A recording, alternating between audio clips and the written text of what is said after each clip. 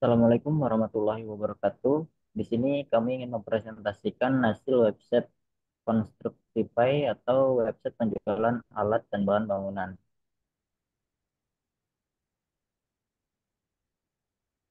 Yang dimana di sini kami beranggotakan 3 orang, yaitu yang pertama Muhammad Alif Al-Fatah Riu dengan NIM 22105111083. Kemudian ada Zulfikri Ajmal dengan NIM 22105111084. Dan saya sendiri Sudarma Yuda Prayitno dengan NIM 22105111122. Di sini terdapat 6 agenda yang akan kami presentasikan, yaitu mengenai latar belakang, rumusan masalah, solusi, database, implementasi atau demo, kemudian ada kesimpulan. Nah, di sini kita masuk ke latar belakang. Perkembangan teknologi informasi yang pesat telah membawa dampak signifikan pada berbagai aspek kehidupan, termasuk sektor konstruksi. Kebutuhan alat dan bahan bangunan yang beragam dan kualitas menjadi tantangan utama bagi para profesional di bidang ini. Untuk menjawab tantangan tersebut, Constructify hadir sebagai platform jual beli alat dan bahan bangunan yang dirancang khusus untuk mempermudah para pelaku industri konstruksi melalui Constructify. Proses pembelian alat dan bahan bangunan menjadi lebih cepat, mudah, dan terjangkau tanpa perlu mengunjungi toko fisik. Di sini terdapat rumusan masalah, yaitu keterlambatan informasi pada produk atau barang, kedua pembelian yang rumit, ketiga kurangnya pengantaran barang. Dan di sini kita mendapatkan solusinya, yaitu menampil menampilkan informasi setiap barang secara detail, efisiensi pembelian dari pelanggan, panduan pengguna dan bantuan teknologi, dan memberikan akses status kondisi barang.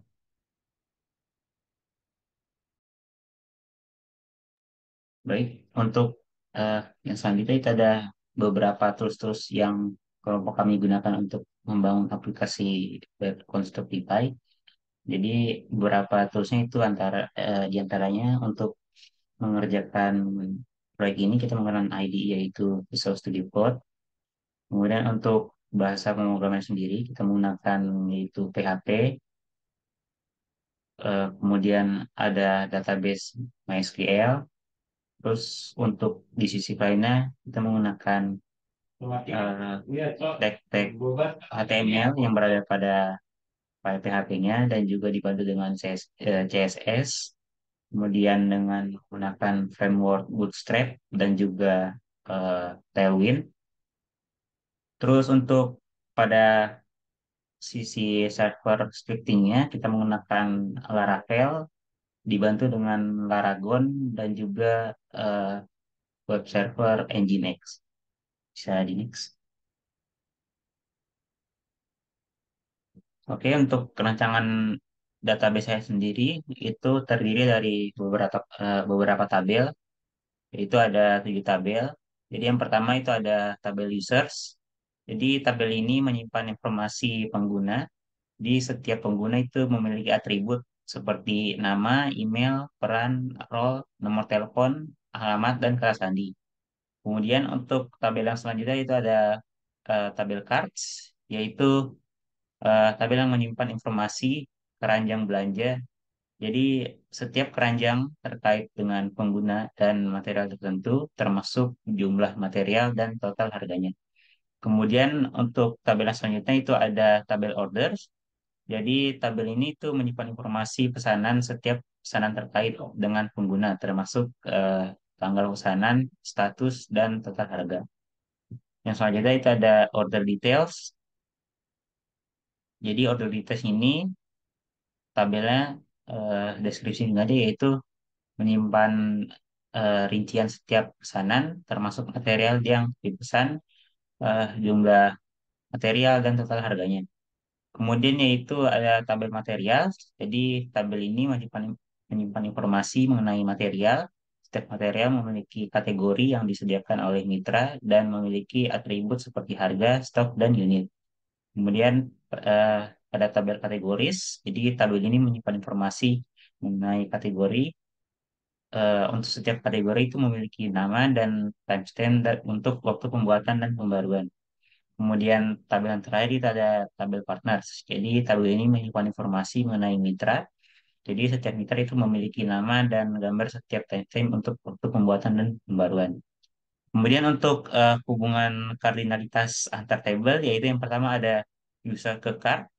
Jadi hubungan kardinalitasnya yaitu one to many dengan dari user ke cards. Jadi di mana ID kolom pada tabel user itu, jadi kolom ID user bertindak sebagai foreign key di tabel cards yang mengacu ke ID di tabel user. Selanjutnya itu ada hubungan user ke tabel orders. Jadi hubungannya yaitu one to many dari user ke order.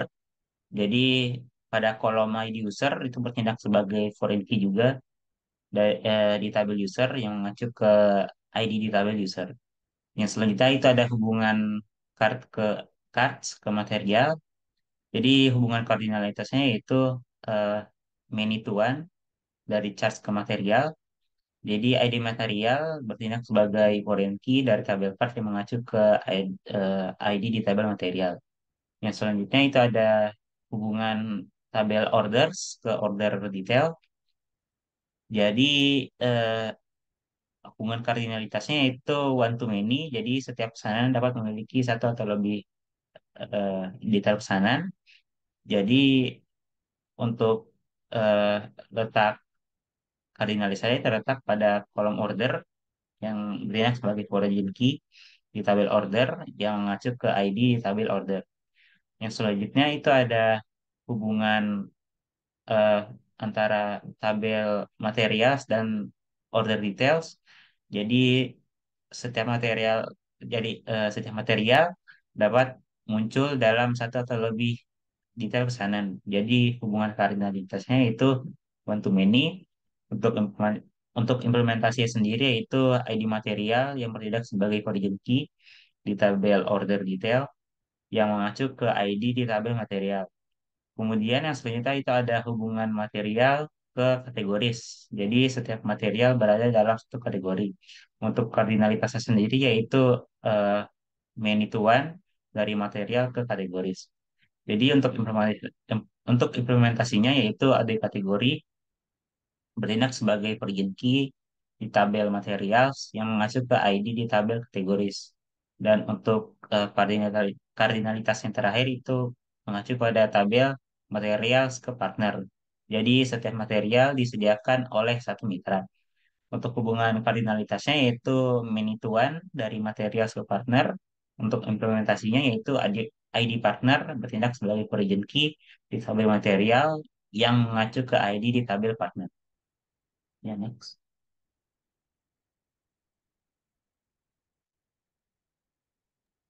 Oke, selanjutnya adalah demo aplikasi web yang sudah kami buat.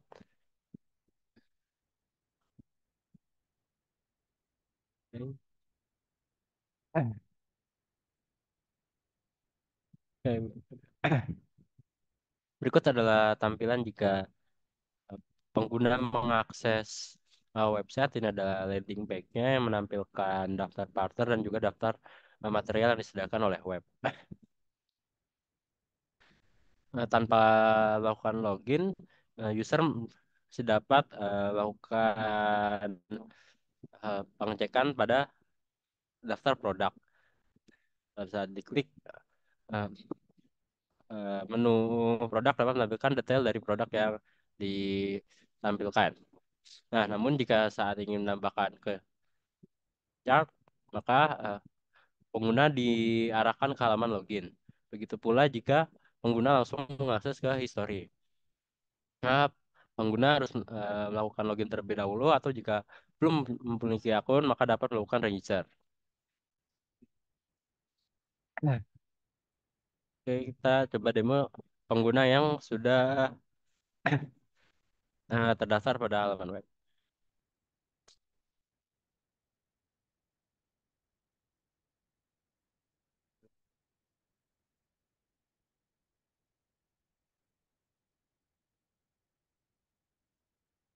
Nah, jika email dan passwordnya terdaftar pada database, maka user dapat mengakses halaman history dan juga halaman keranjang. Dan saat menambahkan barang ke dalam keranjang, itu juga dapat dilakukan saat user sudah login. Misalkan ini beli 3 cat, tambahkan ke keranjang, sudah ada status produk has been added to cart, artinya penambahan produk ke dalam keranjang sudah berhasil. Pada saat kita cek maka sudah muncul di tampilan keranjang ada cat tembok dengan harganya 150 dengan jumlah 3. Nah, jika melanjutkan pembayaran, klik lagi bayar, nah, dapat notifikasi payment has been processed. Artinya eh, barang yang sudah di check out sudah masuk ke database untuk diproses oleh partner atau toko. Nah, saat di bagian history, nah di sini bisa dilihat cat tembok dengan harga 150 pada 20 Juni 2024 pukul 21.33. Dan statusnya itu adalah processing. Selanjutnya adalah login sebagai admin.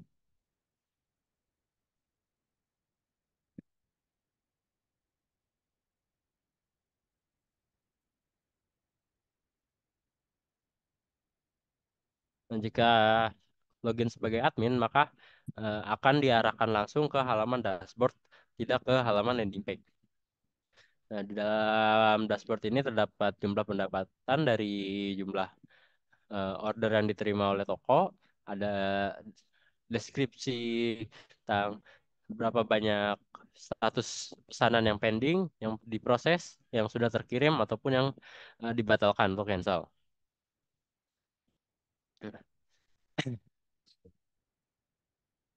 Selanjutnya ke dalam menu produk. Di dalam menu produk ini terdapat konsep CRUD yaitu create, read, update, dan delete. Create untuk menambahkan produk, read untuk menampilkan produk yang sudah ditambahkan. Bisa dilihat pada halaman web ini sudah dibentuk dalam bentuk table dengan atribut name, description, kategori, partner, image, price, stock, unit, dan action. Nah, action ini ada 2, edit untuk uh, mengubah dari atribut-atribut yang sudah saya sebutkan sebelumnya ataupun delete untuk menghapus produk yang mungkin sudah tidak disediakan atau stoknya sudah habis. Nah, kita coba menambahkan produk ke nama plus, pilih gambar ya. Eh, ini harganya 8.000, stoknya 50, sak, partner yang bisa dipilih. Ini material konstruksi. Deskripsinya semen serbaguna, save. Nah, data sudah masuk ke dalam database. Oh, tambah eh, produk lain, misalkan kabel. Ini ada kabel Ethernet. Harga misalkan 10.000. Stoknya ada 100 dalam satuan meter. Data ganti ya pada selisih. Ini merupakan material konstruksi. Nah, kabel Ethernet. Nah, dan data sudah masuk juga ke dalam database. Nah, jika ingin edit, bisa klik kayak menu edit. Misalkan deskripsinya kita ganti serbaguna untuk segala kebutuhan konstruksi. Nah, stoknya ada penambahan, sudah jadi 100. Saya langsung di save aja. Please select a file. Ini masukkan tadi ini ya gambar tetapnya save. Product has been updated successfully. Description-nya sudah berubah, stoknya juga sudah berubah jadi 100. Nah, jika ingin menghapus bisa klik tombol delete ini. Are you sure want to delete this product? Klik aja yes. Nah, data kabel sudah dihapus pada database. Nah, di dalam sini juga ada menu order yang untuk mengatur setiap order yang masuk ke dalam toko. Kan ini tadi order yang kita buat pada jam setengah 10 dengan harga 150.000. Ini kita bisa ubah statusnya misalkan udah terkirim, kita save. Nah, status pada tampilan admin sudah berubah jadi deliver. Sekarang bisa kita cek kembali pada tampilan user,